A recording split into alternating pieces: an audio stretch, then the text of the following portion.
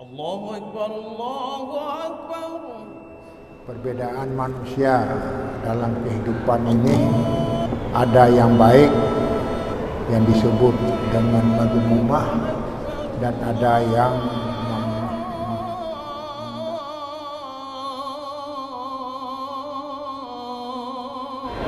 Assalamualaikum warahmatullahi wabarakatuh.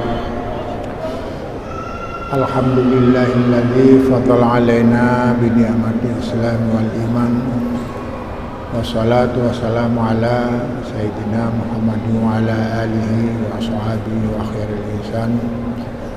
Wa ayyatuhal ikhwan ittaqullaha fis-sirri wal alan la'allakum tuflihuna fi sa'iri zaman.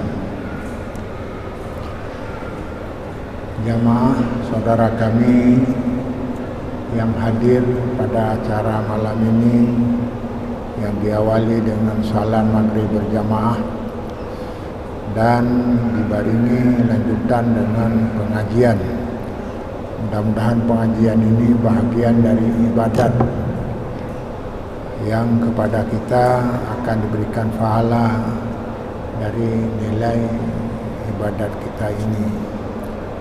Inna talbal ilmi fardhah, karena menuntut ilmu itu kewajiban, dan wal bahsu anhu jihad, mengkaji, mendalami sesuatu dalam bidang ilmu pengetahuan ini adalah sebuah perjuangan. Dengan demikian tentu saja kalau kita hadir dengan tujuan menambah ilmu, tentu saja kita akan mendapat pahala. Bahkan kalau Imam Nawawi menyatakan afdal istighalun bil ilmi min afdali ta'ah, karena kita menggunakan waktu menjaga dengan baik, sibuk diri dengan ilmu itu adalah sebaik-baik ibadah kepada Allah Subhanahu wa taala. Jamaah yang berbahagia, singkatnya pada malam hari ini kita akan melanjutkan pengajian kita yang kemarin sudah diterangkan tentang perbedaan-perbedaan yang sifat perbedaan ini sifatnya umum, bukan perbedaan bidang syariat saja, tapi perbedaan manusia dalam kehidupan ini ada yang baik yang disebut dengan madhumumah dan ada yang mudah yang terpuji dan sebagainya. Memang kami sendiri telah membaca uraian dari ini, seolah-olah tidak patut diberikan dengan perbedaan tercela, karena tercela itu cenderung kepada dilarang. Sebenarnya mana tercela di sini tidak baik.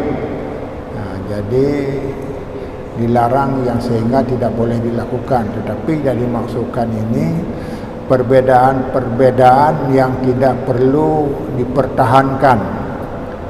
Kenapa tidak perlu dipertahankan? Karena kurang manfaat dan tidak sejalan dengan prinsip syariat Islam. Kenapa? Memang dalam perbedaan itu dalam agama kita masih ditoleran. Jadi dengan demikian istilah menyebut dengan perbedaan pendapat tercela itu sebenarnya yang dimaksudkan di sini perbedaan yang tidak baik, yang tidak perlu dipertahankan. Jamaah yang berbahagia, yang tidak perlu dipertahankan kami membaca di dalam kitab ini, yaitu innaman dhammu fi adamil mura'ati adabil khilafil ilmiyah wal akhlaqiyah wa fi mawaqitis siyasah wa manahijil islah wa tawir. Halaman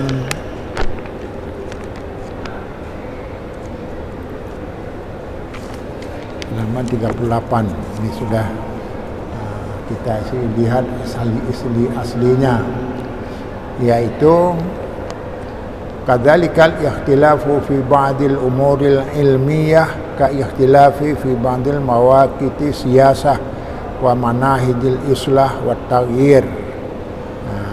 Jadi intinya bahwa perbedaan-perbedaan pendapat ini yang menjadi penyebab yang sehingga dinilai tidak baik, karena bi adamil muraati adabul khilaf, karena kita tidak memelihara etika dalam masalah perbedaan ini ilmiah, secara ilmiah. Jadi kita tidak melihat sesuatu secara ilmiah, apa adanya sesuai dengan petunjuk dari agama kita. Tentu saja tidak sesuai dengan prinsip-prinsip syariah. Contoh di mawaqif siyasah, seperti dalam lapangan siasat. Siasah yaitu politik. Jadi dalam politik itu pasti ada perbedaan-perbedaan pendapat. Maka perbedaan pendapat wajar-wajar saja selama kita menjaga adab dari perbedaan itu sendiri. Lebih-lebih yang berhubungan dengan kajian ilmiah. Jangan sekedar memberi pendapat yang sebenarnya tidak bisa dipertahankan. Yang kedua, wa manahijil islah. Yang kedua, metode sistem yang digunakan dalam islah, dalam memperbaiki umat, atau bisa juga disebut reformasi, wa taghyir dan perubahan. Artinya dalam menyikapi hal-hal perubahan, hal-hal politik ini memang tafawud. Kalau istilah ilmu mantek, tafawud itu lebih kurang. Ada bidang-bidang yang sebenarnya baik dan ada pula yang tidak baik. Baik dan tidak baik tergantung pada etika kita, pada tujuan kita, yang ini sudah diterangkan kemarin. Maka malam ini untuk melanjutkan kepada bagaimana perbedaan yang sebenarnya baik, atau istilah kitab ini disebut ikhtilaful mamdudah, yaitu perbedaan-perbedaan yang terpuji.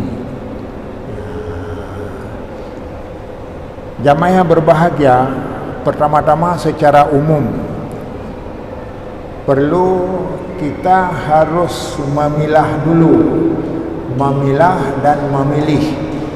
Memilah artinya di mana letak bahwa perbedaan itu ada nilai baik, ada nilai buruk.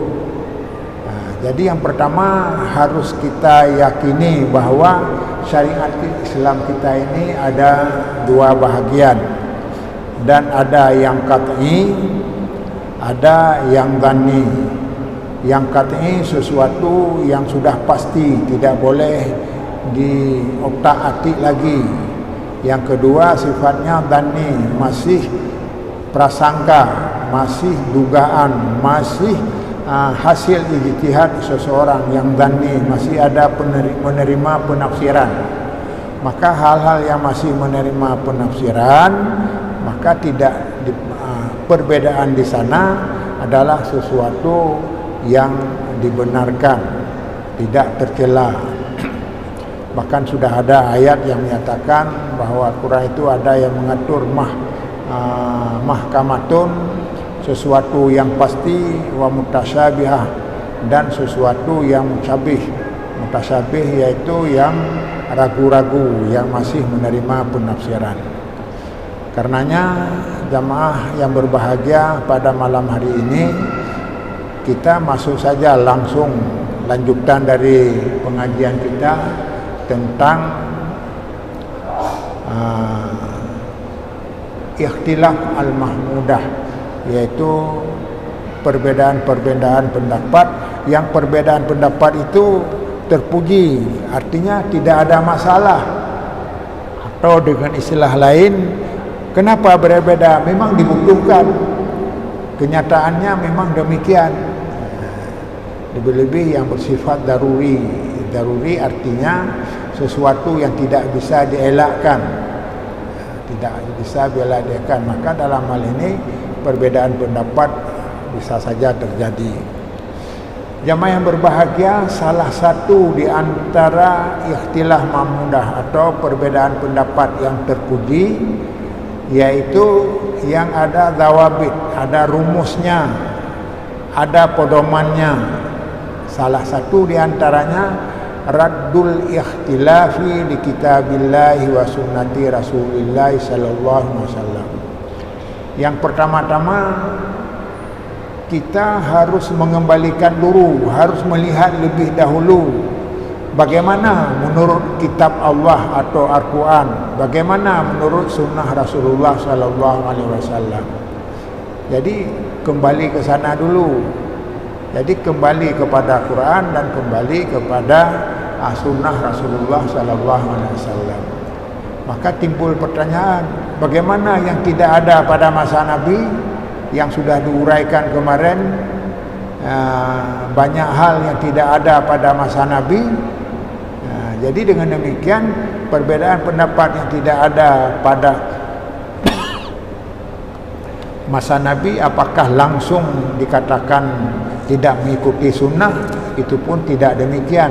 Harus dilihat dulu pedomannya yang mengatur tentang hal yang kita kaji. Fa in tanaza'tum fi syai'in farudduhu ila Allah war Rasul. Karena dalam Al-Quran surah An-Nisa telah dijelaskan kalau terjadi perbedaan pendapat di antara kita, terutama para ulama tentunya, yaitu harus dikembalikan kepada Allah dan Rasul.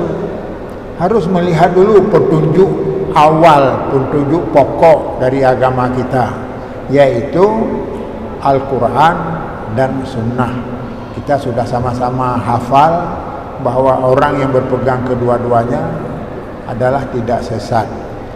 Maka dalam kaitan ini, kalau ada dalam Quran sudah jelas, kalau ada dalam hadis itu jelas sebagai sunnah. Tapi kalau tidak ada bagaimana? Maka inilah lapangan yang menentukan hukumnya adalah para ulama. Kenapa para ulama? Karena ulamalah sebagai pelanjut daripada risalah Rasulullah sallallahu alaihi wasallam. Sebagaimana kita sudah melihat bahwa hadis Rasulullah al-ulama warasatul anbiya, ulama itu adalah waris Nabi. Dan yang kedua, ayat Al-Quran, innama yakhsyallaha min ibadihil ulama, hanya saja yang takut kepada Allah dari hamba Allah itu adalah ulama. Jadi kenapa diutamakan ulama? Artinya ulama orang yang ada ilmu. Bahkan bukan saja alim, alimun, alimani, ulama, jamak taksirnya. Ulama artinya tidak hanya satu ilmu, dua ilmu, tetapi banyak ilmu.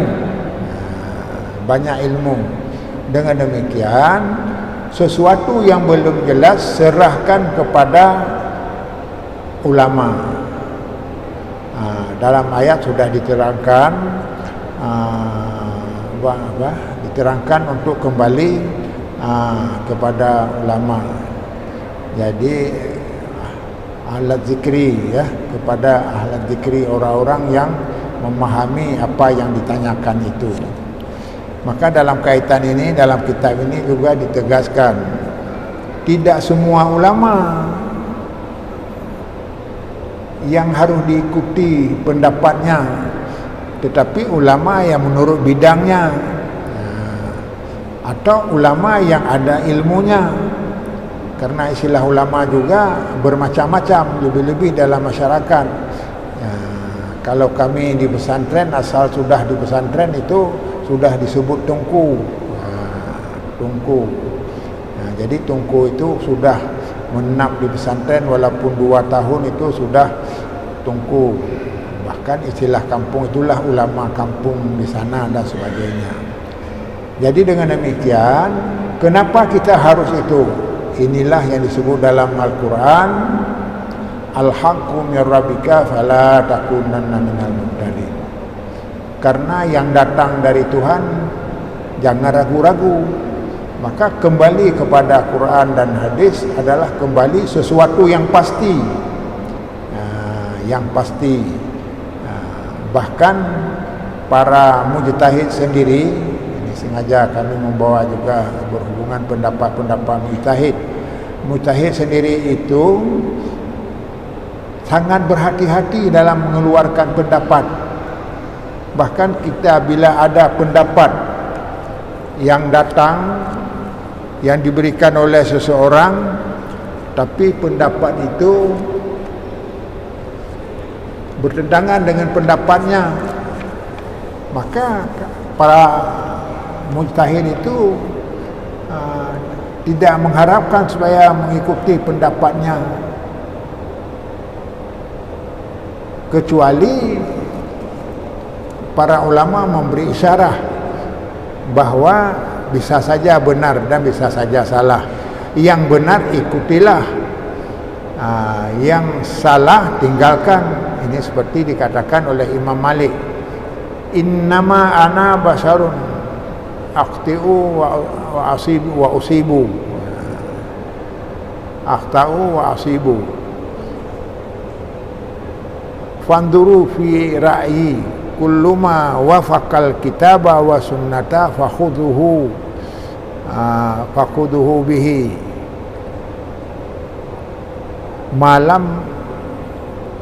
malam yuwafiq as-sunnah al-kitab wa sunnah tarakuhu.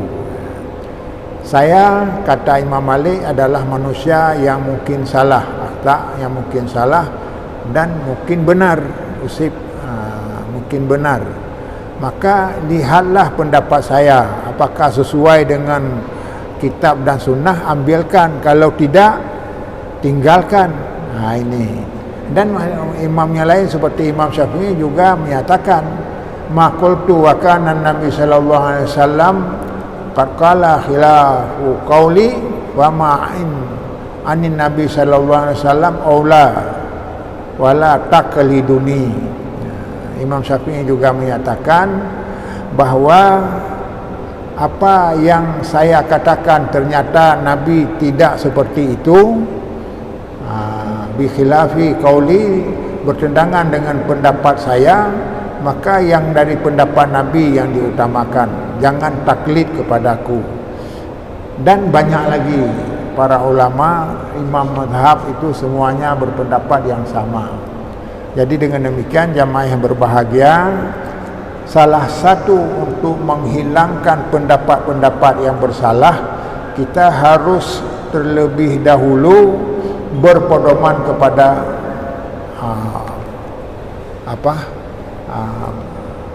asas, berpedoman kepada asas sumber hukum yang asasi, yaitu Al-Quran dan hadis Rasulullah SAW. Jadi ketika kembali kepada Al-Quran dan hadis, apakah semua kita seperti itu? Ini Quran dan hadis, kita kembali membeli Quran, membeli kitab hadis, maka kita lihat dalam Quran dan hadis itu tidak layak. Yang membahas ini adalah para ulama, karena ulama lah yang diberi wewenang untuk ini. Karena ulama lah yang memang berhak memiliki bakat mamlakah untuk melahirkan hukum-hukum yang dikeluarkan. Dan hukum yang dikeluarkan ulama pun adalah sudah benar-benar teruji. Teruji, bahkan disebut apa arti ijtihad, badul was'i, jadi mencurahkan tenaga sekuat tenaga litahsili hukum syar'iyyati, untuk menghasilkan hukum syarak, mencurah balul was'i. Jadi setiap kemampuan digunakan untuk melahirkan, maka tidak ada istilahnya hari ini kita minta pendapat langsung dijawab dengan tanpa berpedoman kepada Quran dan hadis. Dengan demikian, satu di antaranya jamaah yang berbahagia, marilah kita kembali kepada petunjuk Allah dan Rasul. Dan yang kedua, marilah kita menghormati para ulama yang memberi hukum. Hanya saja kepada ulama itu juga harus dipilah, lebih-lebih pada zaman sekarang. Di zaman sekarang itu belum tentu para ulama lebih takut kepada Allah. Bahkan kadang-kadang bekerja, ini lebih-lebih kalau kita dengar fatwa dari pusat sendiri, kita susah membayangkan bagaimana sekarang sudah para ulama memberi pendapat yang sehingga seperti cenderung sesuka hatinya. Memang di dalam agama ada istilahnya ulama ada dua, ulama yang sifatnya mengikuti sunnah, mengikuti petunjuk Allah, tetapi ada juga ulama yang disebut ulama jahat, atau dalam istilah Imam Nawawi disebut dengan ulama su. Jadi ini sebenarnya awal kita harus melihat apakah layak beliau memberi pendapat atau tidak, atau pendapatnya itu adalah benar-benar sesuai dengan apa yang telah diterangkan dalam petunjuk Al-Quran dan hadis. Kemudian yang kedua,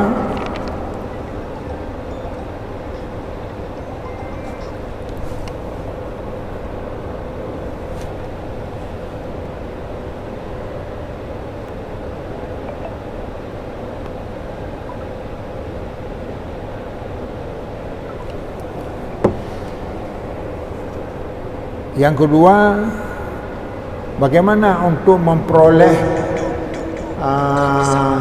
perbedaan dan perbedaan itu terpuji.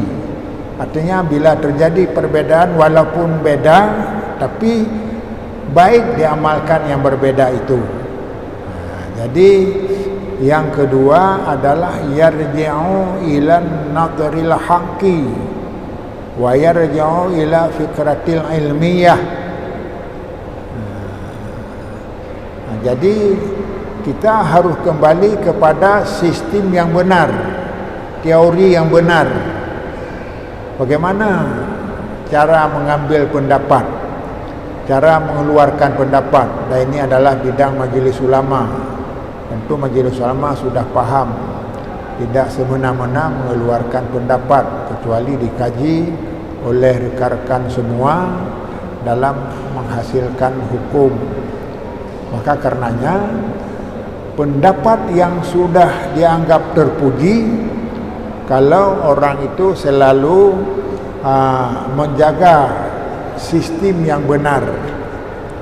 Nah, ini karena perbedaan ini di dalam ini sampai banyak sekali, nanti akan diuraikan satu persatu. Jadi ini secara umum saja bahwa pola pikir kita ini adalah pola pikir yang diakui secara ilmu.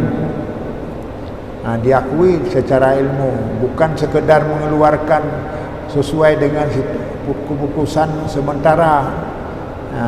Tiba-tiba ada juga sementara dibutuhkan seperti ini, maka kita keluarkan pendapat seperti itu.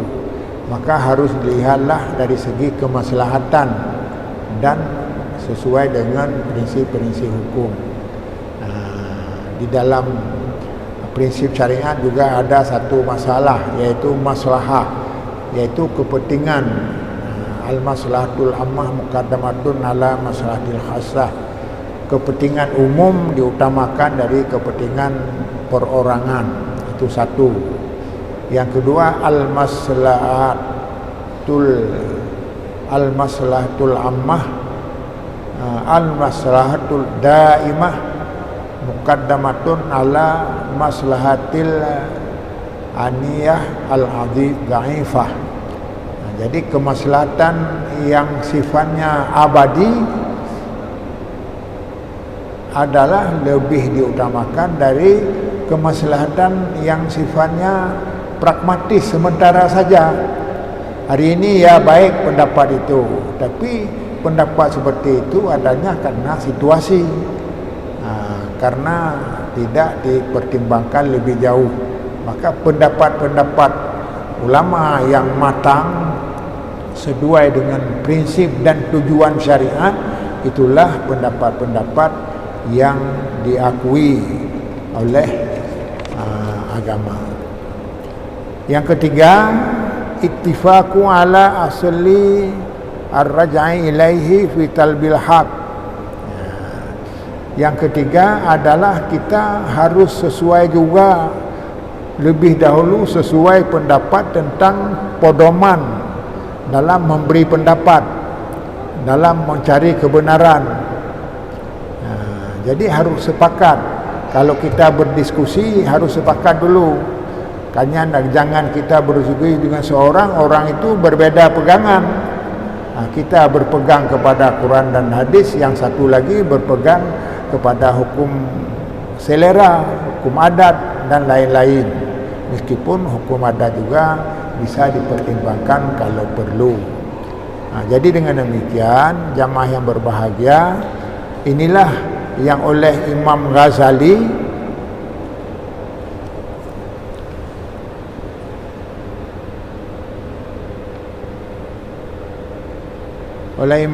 memberi pendapat dalam hal ini.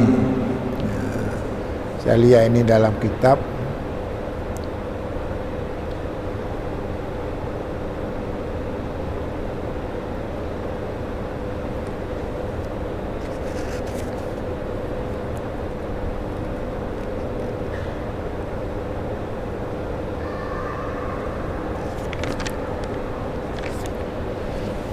Nanti kalau dapat kita ini, karena ini pendapat tidak boleh dikarang-karang, harus sesuai dengan pendapat Imam Ghazali. Dengan demikian kajian pada malam hari ini, bagaimana pendapat-pendapat yang terpuji, bagaimana pendapat yang tidak bermasalah, bagaimana pendapat-pendapat yang bisa dibenarkan. Maka satu, harus berhati-hati, karena hukum ini hukum Allah. Karena hukum Allah itu al-hukmu kitabullah, yaitu ketentuan Allah, yata'allaqu bi fi'lil mukallaf, yang sangkut paut dengan manusia. Jadi karena kitabullah itu harus benar-benar sesuai dengan kehendak Allah. Maka untuk kehendak Allah ini perlulah ijtihad, perlulah pendapat ulama. Maka disebutlah ada ulama mujtahid, mereka itu ahli mengeluarkan hukum karena telah memenuhi syarat. Ini dalam skripsi kami juga menyebutkan ada 8 syarat. Di antaranya seseorang yang boleh memberi pendapat, yang pendapat itu bisa diangkat untuk menjadi pegangan. Dengan demikian, jamaah yang berbahagia, ketika kita berhadapan dengan masalah-masalah khilafiyah atau ikhtilaf yang sudah kita perbaiki kemarin, maka satu di antaranya adalah harus benar-benar kita memahami. Sebab apalagi di Aceh ini, bapak-bapak bisa nanti mengali, saya sendiri sekarang menjadi manusia yang bingung. Kenapa yang bingung? Mazhab kita adalah mazhab Syafi'i. Tapi kenapa dalam praktek sehari-hari kita tidak terikat dengan mazhab itu? Tidak serius, atau serius tapi dalam hal tertentu, tidak pada umumnya. Jadi inilah yang perlu kita kaji dengan sebaik-baiknya. Kita tidak perlu emosi, apalagi sudah diterangkan kemarin. Kemudian yang selanjutnya, ini hampir habis waktu, yang selanjutnya adalah perbedaan pendapat karena perbedaan macamnya.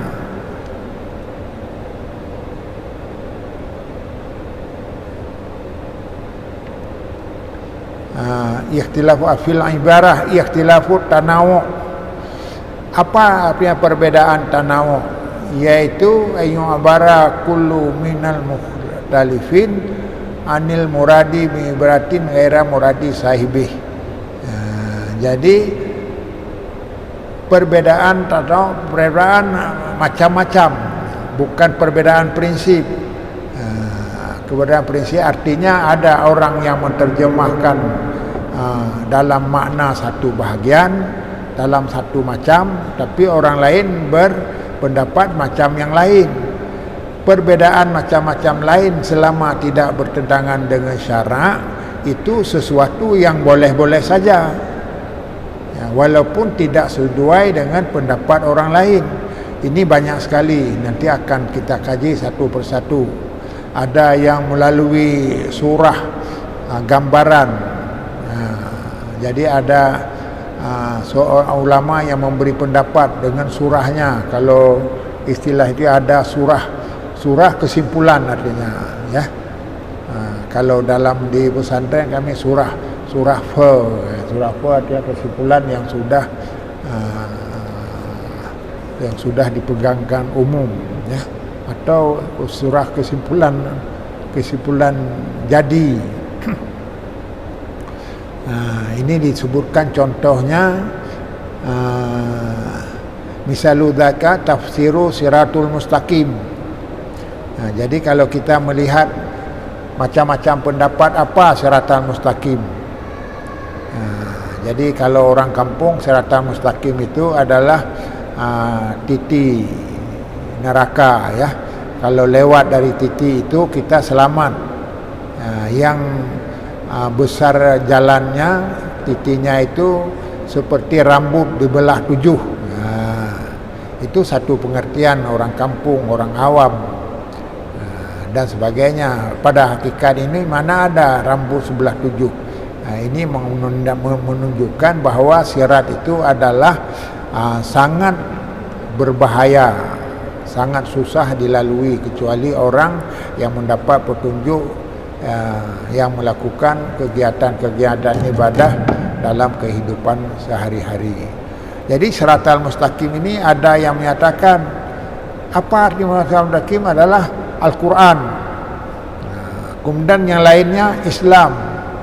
Kemudian yang lainnya adalah sunnah wal jamaah, ahli sunnah wal jamaah.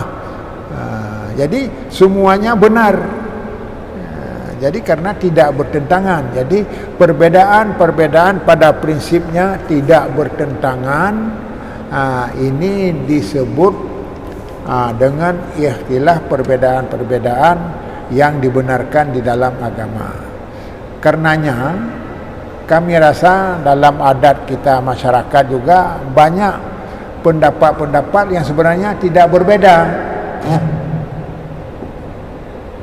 Tidak berbeda, hanya berbeda surah saja, berbeda gambaran saja, berbeda caranya saja, berbeda macam-macamnya saja, tapi isinya satu. Jadi yang satu itu tidak sama dengan yang lainnya. Maka inilah seperti sekarang ini. Sekarang ini perbedaan pendapat ahli sunnah wal jamaah. Jadi ahli sunnah wal jamaah ada yang juga disebut dengan ahli sunnah. Sebenarnya sebutan ahli sunnah itu sudah memada. Kenapa memada? Karena mana mengikuti sunnah juga sunnah wal jamaah, karena mengikuti sunnah Nabi. Nabi juga berkata bahwa al jamaah juga bahagian daripada akidah kita. Jadi mana al-jamaah adalah ahli sunnah wal jamaah. Jamaah itu adalah ulil amri atau dengan istilah sekarang yaitu bukan saja mazhab, tetapi sahabat, pendapat sahabat. Al-Jamaah itu pendapat sahabat. Jadi ini uraiannya sudah lengkap di dalam banyak hadis. Wa yatamasalu ikhtilaf wa tanawu'i kadzalika fi ayyat qura kullu mukhtalifin min ismil am ba'da an awai ala sabil tamsil. Jadi ini sudah diterangkan tadi. Contoh dalam ini adalah seperti orang yang berbeda pendapat menyebut secara umum, tapi orang lain menyebut secara khusus. Jadi timbullah perbedaan. Maka perbedaan itu pada hakikatnya adalah tidak ada masalah apa-apa. Idzan fakhtilafu tanawwu yaqa'u fi tafsiril Quran. Jadi sebenarnya harus kita ketahui perbedaan-perbedaan yang terjadi macam-macam itu adalah dalam menafsirkan Quran. Fi ikhtilafil ulama fi syarhi sunnah, dan juga perbedaan para ulama dalam menafsirkan sunnah, mensyarahkan sunnah. Dan dalam mensyarahkan sunnah itu maka sangat tergantung kepada sejauh mana menguasai sunnah-sunnah yang diterimanya. Dan yang terakhir adalah amma ikhtilaful akhar wa huwa ikhtilaful ittidad atau tadad. Jadi perbedaan lainnya adalah perbedaan yang berlawanan. Perbedaan yang berlawanan artinya yang bertentangan antara satu yang lain, seperti perbedaan ahli sunnah dengan ahli bid'ah. Ahli sunnah sudah jelas, bid'ah juga sudah jelas. Maka dalam menafsirkan sesuatu seperti fi takfiri murtakabatil kabirah, seperti mengkafirkan orang yang melakukan dosa besar. Jadi orang besar melakukan dosa besar, berzina dan lain-lain, maka dikafirkan. Maka mengkafirkan seperti itu adalah perbedaan. Perbedaan yang bertentangan dengan pendapat lain yang tidak dikehendaki. Perbedaan seperti ini menjadi orang kafir. Maka kafir mengkafirkan itu sesuatu yang tidak baik. Dengan demikian harus dihindari. Kesimpulan pada pengajian malam hari ini yang nanti akan kita urai lebih lanjut tentang bagaimana menyikapi perbedaan-perbedaan sekarang ini. Dengan demikian ada suatu pola yang akan kita pegang bersama. Mudah-mudahan insya-Allah di Aceh tidak akan berkembang perbedaan-perbedaan yang tidak layak lagi. Semua berkembali kepada sunnah. Andai kata sunnah dan Al-Quran tidak jelas, kembali kepada pendapat ulama. Pendapat ulama juga sudah ada. Seperti di Aceh itu adalah mazhab Syafi'i. Maka kita beramal kepada mengamalkan mazhab Syafi'i. Dalam mazhab Syafi'i berbeda pendapat bagaimana? Nanti kita akan kembali pada uraian yang akan datang. Wabillahi taufiq wal hidayah. Assalamualaikum warahmatullahi wabarakatuh. Bismillahirrahmanirrahim. Alhamdulillahi rabbil alamin. Allahumma salli wa sallim ala sayyidina Muhammadin fil awwalin. وصل وسلم على سيدنا محمد في الآخرين وصل وسلم على سيدنا محمد في النبيين وصل وسلم على سيدنا محمد في المرسلين وصل وسلم على سيدنا محمد في الملأ الأعلى إلى يوم الدين وصل وسلم على سيدنا محمد وعلى آله وصحبه أجمعين